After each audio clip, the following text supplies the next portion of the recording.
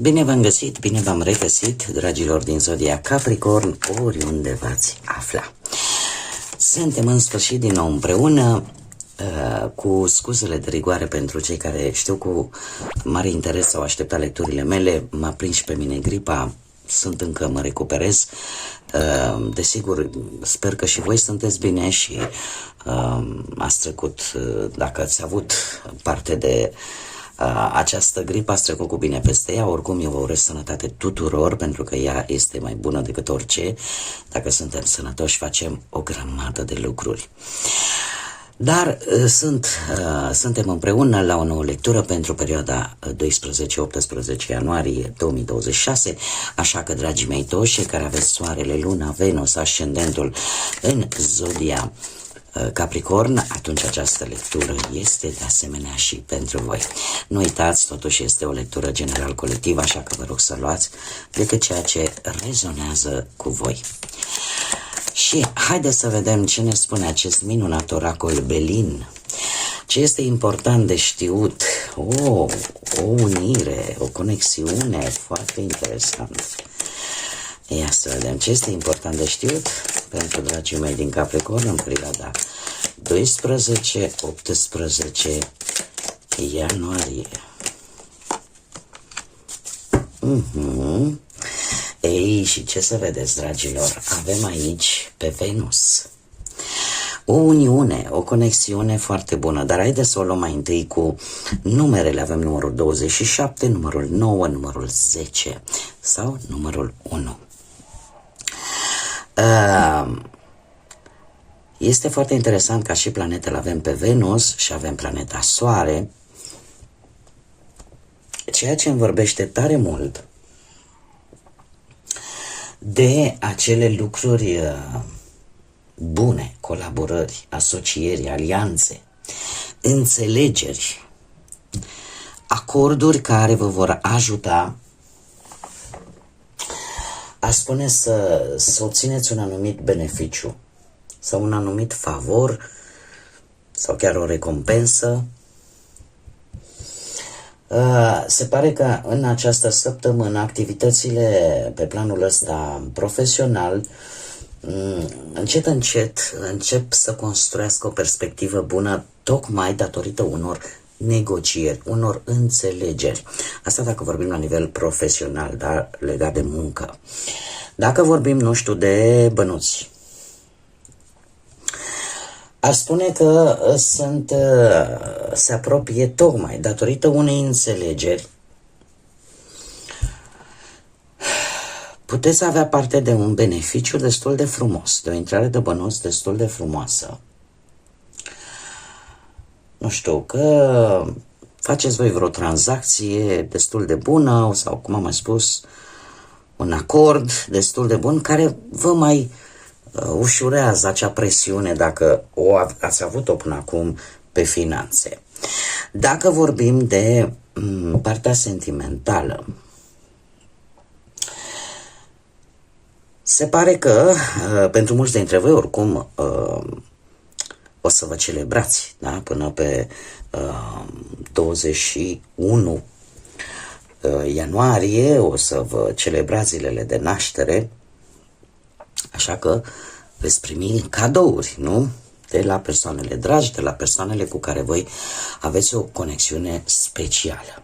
Așa că nu e o săptămână rea deloc. Haideți să vedem ce ne spune și tarotul. Ce vine pentru dragii mei din Capricorn în săptămâna 12-18 ianuarie 2026. Opa! Ia să le punem așa cum vin. Da, extraordinar. Deci un as de cupe care, ce să vedeți, dragilor, reprezintă aceeași conexiune. Posibil pentru unii dintre voi să fie o conexiune nouă, indiferent că vorbim, bun, în prima fază putem vorbi de planul ăsta sentimental, dar e vorba de conexiuni bune. Asul de cupe vine cu un mesaj pozitiv. Da? Ne vorbește de reînnoiri, de noi începuturi, de renaștere. Da? De o conexiune foarte bine legată, o conexiune foarte profundă. Nu știu, poate că în situația actuală la voi pot apărea șanse noi de a găsi un job, de a avansa în viața voastră profesională. Cum de asemenea putem vorbi de anumite sume de bani care vin din locuri uitate, din locuri în care nici nu v-ați fi gândit. Nu știu, poate ați pus voi niște bani deoparte și ați uitat de ei. Să zicem, dau un exemplu, și dintr-o dată este la suprafață sau există ceva care să vă ajute să câștigați o anumită sumă de bani. Dacă vorbim, nu știu, de partea asta a dragostei, a vieții sentimentale,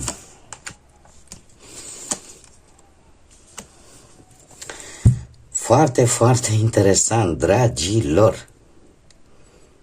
Să știți că chiar nu e o săptămână rea deloc, cel puțin mie ce spun cărțile de la început până la sfârșit, chiar nu este deloc rău. Dar, haideți să continuăm. Dacă vorbim de partea asta sentimentală, situația actuală prezintă o îmbunătățire a unor relații pe care voi poate le aveți, sau o reînnoire de sentimente, sau pentru cei singurei se prevede, ca să zic așa, la orizont o nouă relație destul de intensă și care parcă încet, încet începe să-și facă loc în viața voastră. Haideți să vedem un prezent fără un trecut. Nu ne-am dat seama că este prezent, nu? Deci, trecutul recent, avem un paj de monede. Trecutul recent ne poate vorbi de acele momente în care poate ați fost nevoie să acționați, să obțineți anumite informații pentru a, cum să spunea, a avea parte poate de un nou început profesional sau în a vă găsi ceva legat de muncă, da, un nou job poate, dar ați traversat o perioadă în care poate că ați fost nevoiți să vă faceți un nou plan sau un plan mult mai bun prin intermediul studiului. Poate trebuie să faceți niște cursuri, îmi cer scuze, să studiați ceva. Să știți că nimic nu este întâmplător și tot ceea ce voi ați avut parte în trecutul recent o să vă ajute pe termen lung. De ce? Pentru că vă poate ajuta în ceea ce voi v-ați propus să faceți. Mergând mai departe, haideți să vedem care este cauza principală, sau să zic mai exact, care este sursa situației actuale pe care voi o trăiți în acest moment, și avem moderația. Dragilor, tind să cred, poate unii dintre voi aveți și vreun ascendent în Săgetător, dar tind să cred că au fost situații în care poate că ați avut o dorință de schimbare constantă. Poate că ați acceptat anumite lucruri care pentru mulți, să zicem că nu le-ar fi acceptat. Dar voi, chiar dacă aparent ați avut o atitudine sumisă așa și o atitudine în care alții ar fi putut să o interpreteze ca pe o... Nu știu cum să găsesc un cuvânt cât mai... să nu fie atât de dur. Ați acceptat multe lucruri rele, să zicem, poate, din partea unor persoane, și chiar dacă ați fost luați... ați fost denigrați sau ați fost considerați, domne, uite-te și tu cum stă și să chinuie și să face. Au existat anumite prejudecăți vis-a-vis de voi. Voi v-ați cunoscut interesul. De aici vine acest as de cupe. de la faptul că indiferent câte a trebuit să îndurați poate din partea unor situații, din partea unor persoane, ați făcut-o pentru că v-ați cunoscut interesul și pentru că ați vrut să totuși să aveți un anumit echilibru în viața voastră și asta cu precădere, mai ales pentru cei care aveți un ascendent în Săgetător, dar în general așa pentru toată lumea.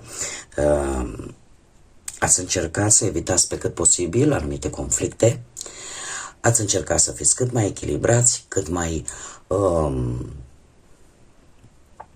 v-ați dat seama că sunt lucruri pe care vreți, nu vreți, trebuie oarecum să le suportați pentru a vă atinge propriul vostru scop. Care este mesajul Universului pentru această săptămână? Un as de monede. Trebuie să vă spun, mesajul cu care vine Universul în această săptămână pentru voi este acela de a profita de această șansă care o să vină în această săptămână. Asul de monede ne vorbește de o mare oportunitate către a prospera, către a merge înainte. Doar, sigur, știți cum e, vine șansa în viața ta, o iei, nu știi ce se află dincolo, este o șansă pe care voi ați așteptat-o de multă vreme sau este foarte interesant la acest pachet de cărți. Este o șansă care a avut porțile deschise, metaforic vorbind, de mult timp. Cred că aș putea să zic că e ultima strigare să prindeți acest tren, pentru că este într-adevăr foarte important. Imaginați-vă că aici a fost o ușă, da, cred că se vede. Aici au fost niște porți care acum s-au deschis. Aici avem stabilitate, avem o casă, avem un cămin. Dar, desigur, trebuie să alegi drumul către această casă. Să fii dispus, dispusă să-ți asumi poate anumite responsabilități, anumite compromisuri, dar este o șansă, așa cum bine vedem, către a prospera, către a avea acea abundență, mai ales din punct de vedere material. Ne poate vorbi de asemenea și de o mișcare foarte promițătoare, poate la locul de muncă, că ți se dă poate o nouă responsabilitate. Cert este că poate apărea o activitate nouă pe plan profesional pe care n-ai mai făcut-o până acum, dar care în viitor te poate ajuta. Este o ofertă pe care mulți dintre voi nu ați avut-o acum, o aveți de ceva vreme. Ea nu se știe cât va mai fi deschisă, aceste porți cât vor mai fi deschise pentru voi. De asemenea, există posibilitatea ca în această săptămână să vi se rezolve poate anumite situații legate de bani și asta în urma unei idei care într-adevăr poate să-ți deschidă aceste porți și să-ți aducă un câștig în plus. De asemenea, și dacă vorbim de partea asta sentimentală, există o conexiune tare bună în relație și am văzut cu acest as de cupe. Conexiunea bună în relație la rândul său poate să aducă îmbunătățiri și mai mari vis-a-vis de relația voastră. Iar cei singurei aș spune că sunt mari șanse ca o nouă iubire să fie foarte aproape de voi. Dar trebuie să fiți și dispuși să faceți anumite schimbări pentru a ajunge la acest cămin, pentru a ajunge la această stabilitate. Acum, această săptămână avem Marele Preot, Zodia Taur. Această săptămână pentru voi, dragilor, este o săptămână în care trebuie să faceți, în primul rând, ceea ce este corect, atât față de voi, cât și față de ceilalți. E posibil să simți că te lupți cu o anumită problemă și să apară un pic incertitudinea asta, dom'le, este corect ceea ce fac? Este modalitatea cea mai bună de a rezolva respectiva situație.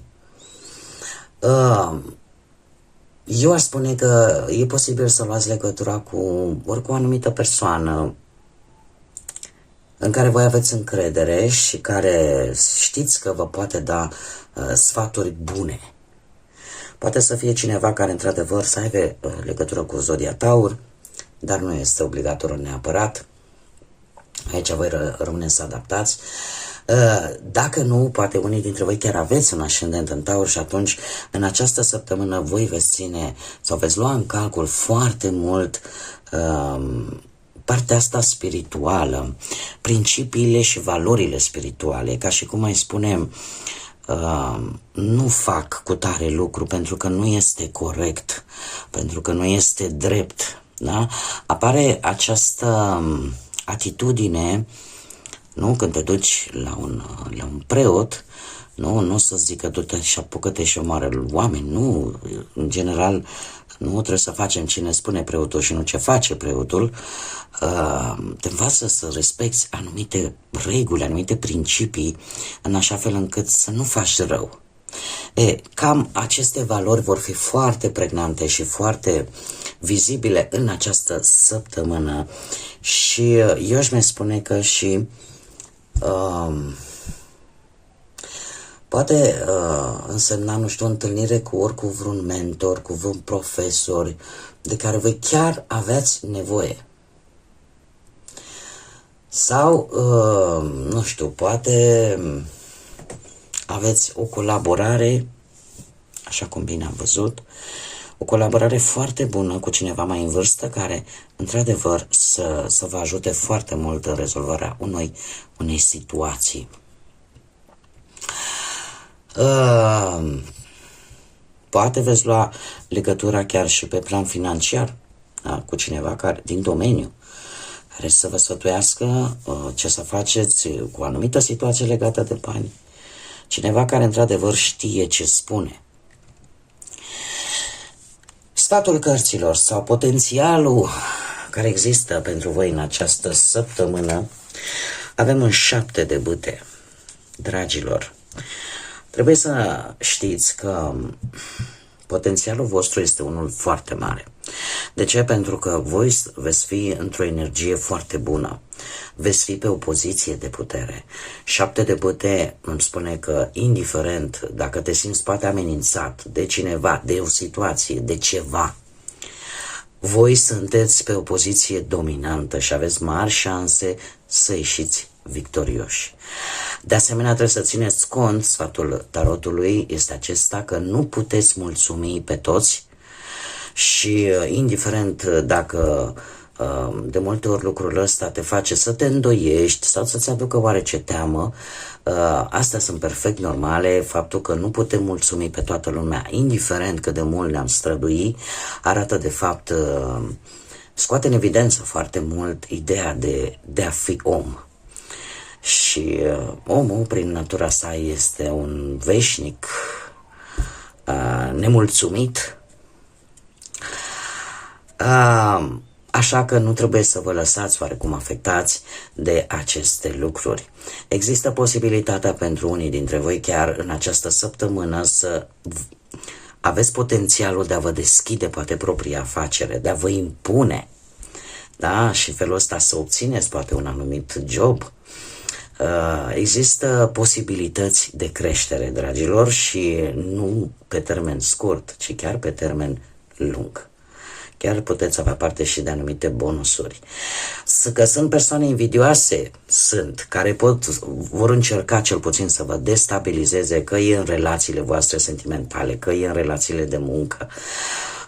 Posibil să fie chiar cineva care locuiește la distanță de voi și care, prin, nu știu, tot felul de tărtipuri, să aducă niște complicații în relația voastră. Dar, așa cum bine am văzut cu Marele Preot, sinceritatea vis-a-vis de perechea voastră, vis-a-vis de asociații voștri, da? Aici adaptați, sinceritatea este un aspect important în această săptămână, în care ceea ce trebuie făcut corect, drept, cinstit și onest este foarte important. Pentru cei singuri aș putea spune că sunteți voi interesați așa poate de cineva în mod deosebit și nu sunteți singurii care o faceți, nu sunteți singurii care aveți un interes vis-a-vis de o anumită persoană. Să știți că ce al vostru e pus deoparte și dacă respectiva persoană, dar arătați-vă în această manieră onestă, arătați de fapt care este puterea voastră, calitățile voastre.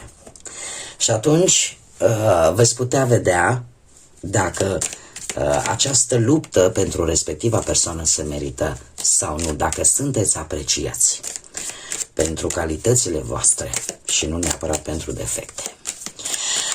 Haideți să vedem și ce mesaj am pentru voi, dragilor din Capricorn, în această săptămână 12-18 ianuarie. Și l-avem pe Daniel. Mesajul îngerilor spune așa: ai o decizie de luat? Vine cu o întrebare. Cântărește-ți bine opțiunile împreună cu Daniel pentru a-ți găsi drumul. Aici eu v-aș sfătui, pentru că suntem în era tehnologiei, să folosiți pe Mr. Google, să intrați pe Google și să puneți această întrebare vis-a-vis de Daniel, de această creatură celestă și să vedeți despre ce este vorba vis-a-vis de Daniel. Nu vreau să greșesc, deci îl puteți căuta, nu știu dacă este și arhanghel, dar puteți încerca și să vedeți ce răspuns găsiți, mai ales dacă știți că aveți o decizie de luat. A trebuit să rectific, am pus un pic pe pauză, chiar am vrut să mă documentez ca să vă dau cele mai bune informații. Daniel este un profet. Este un profet care a trăit în captivitate în perioada babiloniană și care era cunoscut pentru viziunile sale profetice. Deci puteți căuta pe internet, pe Google, și cu siguranță veți găsi un răspuns pentru decizia pe care voi o aveți de luat. Da? Deci a fost un profet. Bun, dragii mei, cam atât am avut pentru voi. Înainte de a încheia această lectură, trebuie să vă urez la mulți ani tuturor celor care în această săptămână își celebrează zilele de naștere. Să fiți sănătoși, dragilor, că sănătatea e mai bună decât toate. Și așa cum am mai spus, dacă suntem sănătoși, le facem pe toate. Fie ca orice dorință pe care voi aveți în acest an să devină realitate și să vă aducă tot ceea ce voi vă doriți. Până data viitoare, când ne vom reîntâlni la o nouă lectură, eu vă doresc tot binele din lume și, desigur, să fiți iubiți, dragilor.